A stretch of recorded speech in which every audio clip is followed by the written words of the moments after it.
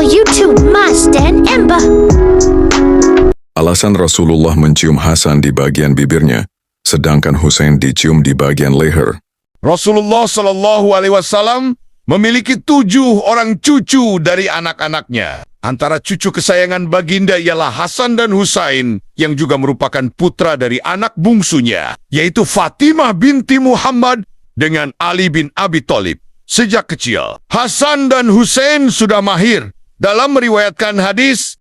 Jarak usia mereka pun tidak jauh, yang hanya berselang 1 tahun saja, sehingga mereka tumbuh belajar dan bermain bersama. Hasan merupakan anak pertama, dan Husain merupakan adik dari Hasan, yaitu anak kedua. Pada saat lahirnya mereka ini, Rasulullah SAW tidak berhenti mengucapkan rasa syukur kepada Allah Subhanahu wa Ta'ala atas nikmat karunia tersebut.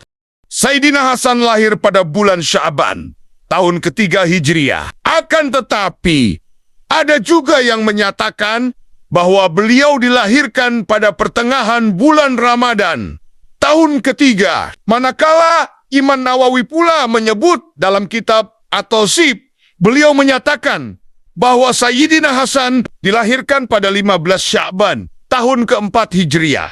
Namun, pendapat yang menyatakan beliau dilahirkan pada bulan Sya'ban adalah pendapat yang lebih sahih. Pada waktu kelahirannya, ayah Sayyidina Hasan, yaitu Sayyidina Ali, menamakan putra pertamanya itu dengan Harb, yang berarti perang.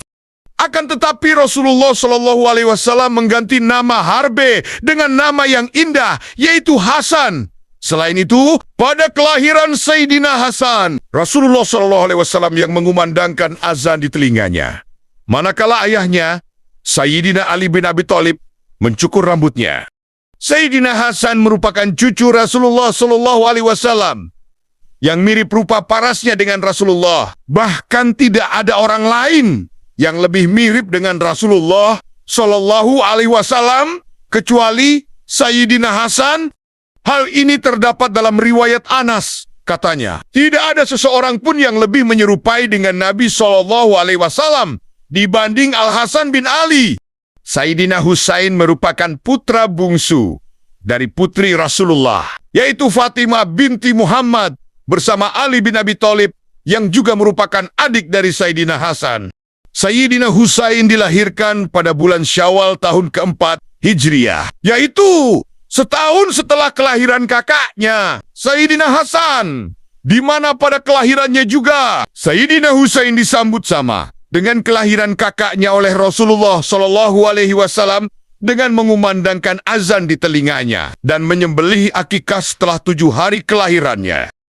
Berbeda dari saudara laki-lakinya, Sayyidina Hasan, dalam menggambarkan rupa para Sayyidina Husain, Anas bin Malik berkata bahwa Sayyidina Husain mirip dengan Rasulullah SAW dari dada sampai ke kaki, manakala dari segi wajah beliau menyerupai ayahnya, yaitu Sayyidina Ali bin Abi Thalib. Rasulullah SAW sangat menyayangi kaum kerabat baginda, di mana Rasulullah SAW akan menunjukkan kasih sayang kepada ahli keluarganya dengan cara yang baik, yaitu dengan mencium mereka. Di antaranya ialah kepada cucu baginda. Rasulullah SAW sangat menyayangi cucunya dan akan selalu meluangkan waktu untuk bermain bersama mereka. Di antaranya ialah kepada Hasan dan Husain. Diriwayatkan oleh Imam Al-Bukhari dari Abu Bakrah, aku melihat Nabi di atas mimbar, sedangkan Hasan berada di sampingnya. Kadang-kadang baginda melihat kepada hadirin, dan kadang-kadang baginda memandang kepada Hasan. Lalu baginda bersabda, cucuku adalah seorang pemimpin. Semoga Allah menjadikannya pendamai antara 2 golongan Islam yang berperang.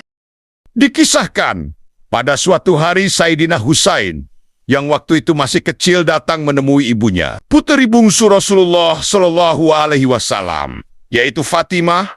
Sambil menangis, dia berkata kepada ibunya, kakek Nabi Muhammad SAW lebih sayang kepada Hasan. Sayyidah Fatimah menjawab keluhan anaknya. Mengapa kamu berkata demikian, wahai anakku? Husain kecil menjelaskan karena rasa cemburunya kakek sering mencium bibir Hasan, sedangkan pada saya, kakek hanya mencium pada leher. Kemudian, Sayyidah Fatimah membawa Husain kecil untuk berjumpa dengan kakeknya, Rasulullah Shallallahu Alaihi Wasallam, dan memberitahu tentang kecemburuan Husain itu kepada ayahnya. Kemudian setelah menjelaskan kepada ayahnya, Rasulullah merenung keras dan lama. Lalu baginda bersabda, "Puteriku Fatimah, aku selalu mencium bibir Hasan karena dia akan mati diracun oleh orang yang dekat dengannya dan semua isi perutnya akan keluar melalui mulut. Sedangkan kamu Husain." Rasul Shallallahu Alaihi Wasallam merenungi Husain sedikit lama. Baginda tidak dapat meneruskan kata-katanya, lalu pingsan seketika. Setelah sedar, beliau merenung tajam lagi sambil terus menangis. Lalu berkata, "Adapun engkau Husain, aku sering mencium lehermu karena engkau akan mati syahid dengan tercabut lehermu." Ada beberapa pendapat ulama yang menyatakan tentang kematian Sayyidina Hasan. Di antaranya Al-Madaini, Al-Ghalabi, Al-Zubair ibn Al-Kalbi.